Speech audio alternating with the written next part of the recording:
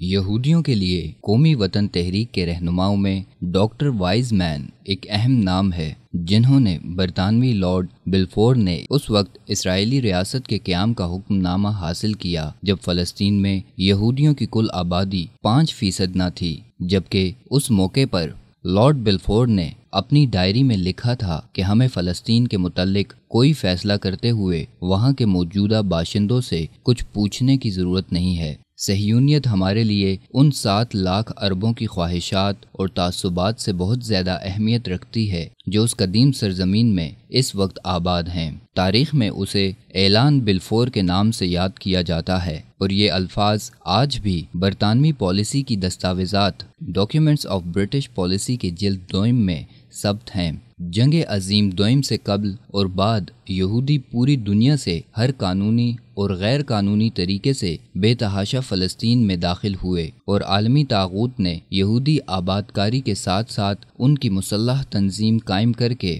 ظلم و تشدد کا راستہ اپنایا۔ ارض مقدس کو یہودیوں کا قومی وطن کی بجائے قومی ریاست کا درجہ دینے کا مطالبہ زور پکڑنے لگا، جس کے نتیجے میں 1947 میں برطانوی حکومت نے فلسطین کا مسئلہ اقوام متحدہ میں پیش کر دیا۔ نومبر 1947 میں اقوام متحدہ کی جنرل اسمبلی نے فلسطین کو یہودیوں اور عربوں کے درمیان تقسیم کرنے کا فیصلہ صادر کر دیا۔ اس کے حق میں 33 ووٹ اور اس کے خلاف 31 ووٹ تھے، اور 10 ملکوں نے کوئی ووٹ نہیں دیا۔ اس تقسیم کی روح سے فلسطین کا 55% رقبہ 33% یہودی آبادی کو اور 45% رقبہ 67% عرب آبادی کو دیا گیا، اور یوں 14 مئی 1948 کو فلسطین کے سینے پر ایک ناجائز ریاست کا قیام عمل میں لایا گیا۔ تب سے اب تک عالمی سازشوں اور صہیونی مکاریوں کی وجہ سے اسرائیل مضبوط سے مضبوط تر اور عرب اور مسلم دنیا تقسیم در تقسیم کا شکار ہو کر کمزور سے کمزور تر ہوتے چلے گئے، اور یوں فلسطین ایک آزاد ریاست سے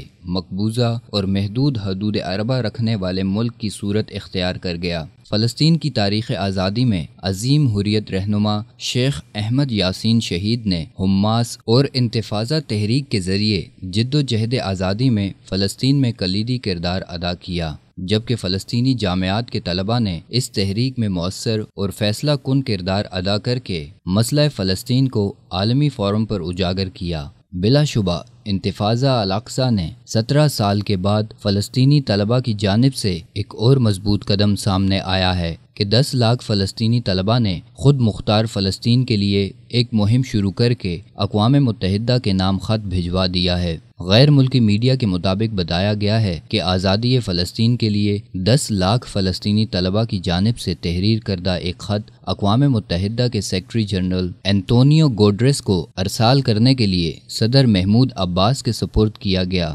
فلسطین کی سرکاری خبر رساں ایجنسی وفا کے مطابق صدر عباس نے اس خط کو قبول کر لیا ہے۔ صدر عباس نے کہا کہ یہ خط ہماری عوام کی آزادی اور خود مختاری کی خواہش کا علم بردار ہے۔ یاد رہے کہ فلسطین کی وزارت تعلیم نے گزشتہ مہینے آزادی فلسطین کی کوششوں کے تناظر میں اس مہم کے آغاز کی اجازت دی تھی۔ اقوام متحدہ میں فلسطین کے مستقل مندوب ریاض منصور نے اپنے ایک بیان میں کہا تھا کہ 20 ستمبر کو یکجا ہونے والے جنرل اسمبلی کے اجلاس میں منظوری کے لیے 16 قراردادیں تیار کی ہیں۔ سیکرٹری جنرل گوڈریس نے بھی فلسطینی وزیر اعظم رامی الحمدللہ سے گزشتہ مہینے ملاقات کے دوران کہا تھا کہ وہ بھی 2 ریاستی نظریے کے حامی ہیں اور چاہتے ہیں کہ یہ مسئلہ باہمی افہام و تفہیم سے حل ہو جائے۔ یاد رہے کہ اسرائیل اور فلسطین کے درمیان امن مذاکرات کا سلسلہ مقبوضہ علاقوں میں یہودی بستیوں کی تعمیر اور فلسطینیوں کی واپسی کے حق کی نامنظوری کے باعث 2014 سے التوا کا شکار ہے۔ اس میں 2 رائے نہیں ہے کہ اقوام متحدہ کی جنرل اسمبلی کے ہونے والا موجودہ اجلاس مسلم ممالک کے حوالے سے انتہائی اہم ہے کہ ایک طرف اقوام عالم نے روہنگیا مظلوم مسلمانوں کی داد رسی اور دوبارہ میانمار میں ان کی پہچان کے ساتھ آبادکاری کے حوالے سے انصاف کے تقاضوں کو پورا کروانا ہے، تو وہیں مسئلہ فلسطین اور قبلہ اول کے تحفظ کے حوالے سے غیر معمولی فیصلوں اور عمل درآمد کی ذمہ داری بھی آن پڑی ہے، جس سے عہدہ برا ہونا بہر صورت اقوام عالم اور مسلم دنیا کو ہونا پڑے گا۔ پر ظلم کے خلاف پہلی آواز، مثال اردو۔